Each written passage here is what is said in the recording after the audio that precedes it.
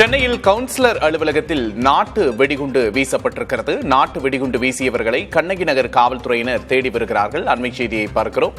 சென்னை கண்ணகி நகரில் பெண் கவுன்சிலர் அலுவலகத்தில் நாட்டு வெடிகுண்டு வீச்சு சம்பவம் நிகழ்ந்திருக்கிறது. சென்னையில் நாட்டு வெடிகுண்டு வீசப்பட்டிருக்கிறது. கவுன்சிலர் அலுவலகத்தில் நாட்டு வெடிகுண்டு வீசப்பட்டிருக்கிறது என்ற அண்மை செய்தியை பார்க்கிறோம். கூடுதல் விவரங்களை செய்தியாளர் சாந்தகுமாரிடம் கேட்டு வரலாம். சாந்தகுமார், என்ன நடந்தது? கூடுதல் விவரம்.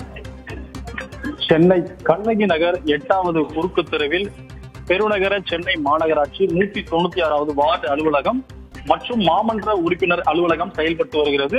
அந்த கட்டிடத்திலேயே இ சேவை மையமும் இயங்கி வருகிறது. நாள்தோறும் நூற்றுக்கணக்கான மக்கள் இங்கு வந்து செல்கின்றனர். இந்த சூழ்நிலையில் சரியாக 4 மணி அளவில் இருசக்கர வாகனத்தில் வந்த 2 மர்ம நபர்கள் 2 நாட்டு வெடிகுண்டுகளை எடுத்து வந்தார்கள். கையில் ஆயுதங்களையும் எடுத்து வந்ததாக பொதுமக்கள் கூறுகின்றனர். வந்து அதிமுக பகுதி செயலாளர் கர்ணா மற்றும் அவரது மகள் கவுன்சிலர் அஸ்வினி கர்ணா இங்கு இருக்கிறாரா என்று கேட்டதாக கூறப்படுகிறது. இந்த சூழ்நிலையில் அவர்கள் இல்லாத நிலையில் இந்த அலுவலகத்தின் உட்பகுதியில் அந்த கட்டிடம் அமைந்திருக்கக்கூடிய பகுதியில் 2 நாட்டு வெடிகுண்டுகளை தொடர்ந்து வீசியிருக்கிறார்கள்.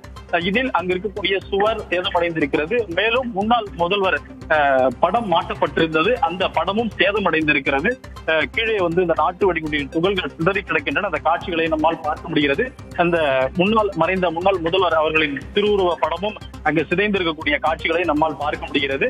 சம்பவம் தொடர்பாக கண்ணகி நகர் போலீசார் அருகில் இருக்கக்கூடிய சிசிடிவி காட்சிகளை ஆராய்ந்து வருகின்றனர். வந்த நபர்கள் யார், என்ன காரணத்திற்காக நாட்டு வெடிகுண்டு வீசப்பட்டது என்று பல்வேறு கோணங்களில் விசாரணையை மேற்கொண்டு வருகின்றனர்.